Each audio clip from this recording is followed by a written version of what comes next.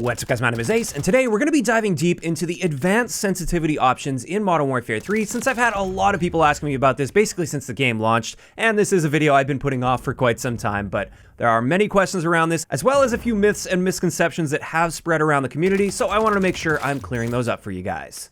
And the primary settings I'm going to be looking at today are the custom or advanced stick sensitivity settings.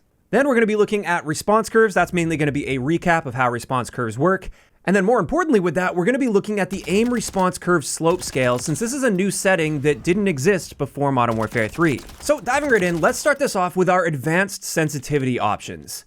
Because this is an area where I have seen a lot of misconceptions spread around the community here. A lot of clickbait, some of which I'm sure is unintentional and just due to placebo. But I went in and did very detailed frame-by-frame testing to find out exactly how this works. And the one big tip I've seen spread around the community is for you to take your standard sensitivity options that you're used to. So let's just say, like for me, for instance, I use an 8 and 8 sensitivity, so 8 horizontal, 8 vertical. What a lot of people were suggesting is then you drop down to your custom sensitivity options, and then you want to adjust this advanced sensitivity setting. By default, it's 1.2. I've seen a lot of people recommend drop that down to 1.00 for both your vertical and horizontal sensitivity options.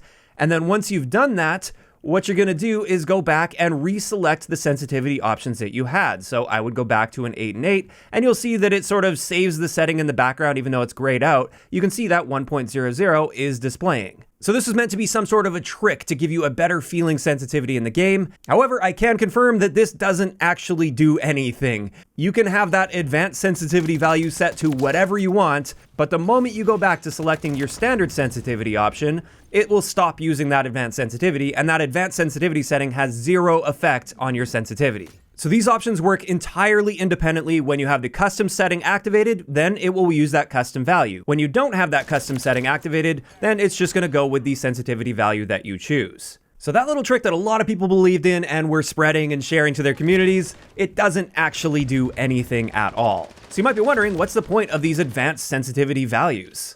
Well, what I did find is it provides you a little bit more fragmentation with your sensitivity options, so you could perhaps find a more precise setting. So maybe 8's a little too high, but 7's a little too low, and you would love to have a 7.5 option, and they don't provide that for us.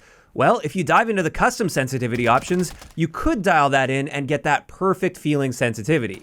Now, the problem with this is there's no clear indication as to what the conversion is between the standard sensitivity option and these advanced sensitivity options, and I do think it would be far better if they allowed you to just enter like 7.5, for instance, instead of having to activate a custom sensitivity. But in either case, I did make a little bit of a conversion so you guys get a general grip on the custom sensitivity values and how they compare to our standard sensitivity values. And what I found is if you max out your advanced sensitivity option to 4.00, that's the highest value possible, that's actually equal to a 20 sensitivity in this game. Then I found a 3.0 custom sensitivity is equal to a 15 sensitivity, 2.0 is equal to a 9 sensitivity, not a 10, but a 9, 1.0 is equal to a 3 standard sensitivity, and 0.6 is equal to a 1 standard sensitivity. Now, we do have the ability to drop below 0.6 when we activate custom, so it's actually possible to get a significantly slower sensitivity than the standard 1 sensitivity value in this game. Not that I would ever recommend that. Anything below that, you won't be able to even turn your character fast enough to do anything in game. You won't be able to control recoil, you won't be able to do anything. So I don't know why that even needs to exist, but it does exist. And this little conversion should at least get you started as far as selecting an advanced sensitivity if you want to go that route. I think for the vast majority of people though, you'll be just fine sticking to the standard sensitivity values.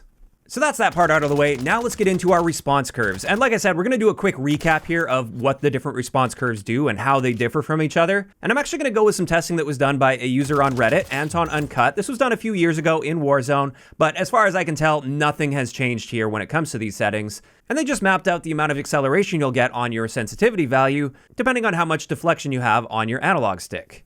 And essentially, the standard sensitivity option is going to have the slowest ramp up. So a little bit of input on your stick will result in a very slow amount of movement. So a lot of control. And a lot of people, myself included, actually prefer this setting. I find it just gives a little bit more precise control over the recoil and all those little fine adjustments you need to make. Whereas if you increase the amount of deflection on your stick, it's going to accelerate a lot faster than the other ones. So it allows for precision with small movements and quick spinning with bigger movements.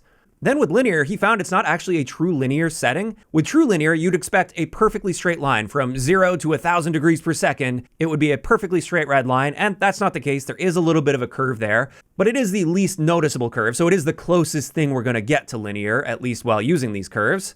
And then finally, we have dynamic, which a lot of players really like dynamic. I know a lot of the pro players love dynamic. And with this one, it's actually going to be the most responsive with small movements. So little movements with dynamic will be much more noticeable than those same little movements with a standard curve. Whereas in the mid to later ranges, the acceleration isn't quite as drastic compared to the other settings. So dynamic's much more for the snappier movement and a really quick feeling response to your aim.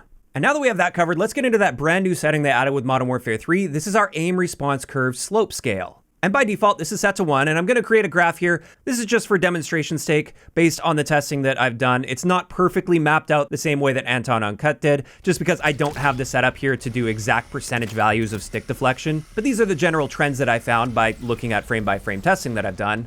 And therefore, by default, when we have this set to 1, we just have our standard curve, just like he previously mapped out. And then what I found is when you drop this all the way down to 0, this is essentially linear. It essentially means the lower you go with this value, the less drastic of a curve you are going to experience.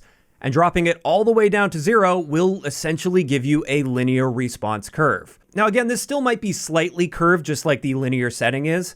But what this means is by dropping this value down, the more you drop it down, the closer you approach a linear setting, and the less amount of an acceleration you're going to feel with your aim. It's going to be getting closer to a one-to-one input. So for those of you that maybe like standard, where you have that little bit of extra control with really fine movements on your aim, but you feel like it's a little too slow, well, you can drop this aim response curve value down a little bit, and that may give you a feel that just works better for you. On the flip side of that, if you like dynamic and you like that little bit of extra snappiness with your aim on the low end, however you find that it's just a little too snappy, again, you can just start dropping this value down and you'll notice that snappiness will be reduced while still maintaining that same general trend. So there we go. Hopefully that helps you guys understand these more advanced sensitivity options a little bit better. As far as what you should do with these values and where you should set them at, unfortunately, that's not an answer I can provide to you, simply due to the fact that all of this is going to be very heavily based on preference and what kind of feel you're looking for on the controller. These are the types of things that you have to dial in for yourself. And this video is really just designed to help you understand how these settings work and what they actually do, so it gets you on the right track so you can make those informed decisions as to whether or not you maybe want to drop a setting a little bit or increase a setting a little bit. And hopefully this gets you on the right track for those of you guys that are looking to really fine-tune and optimize your sensitivity options. And with that, this is where I want to hear from you guys in those comments down below. First off, how do you guys feel about the fact that they've provided these additional, more advanced sensitivity options on top of these standard options that we've had at least for many years in Call of Duty? And second, is there a particular advanced setting that you personally really like adjusting away from the default? Whether that's with your response curve slope scale or your custom sensitivity options, just let me know down below. If you enjoyed the video, a like rating is always appreciated, and don't forget to subscribe for more if you haven't already. I'll talk to you guys next time.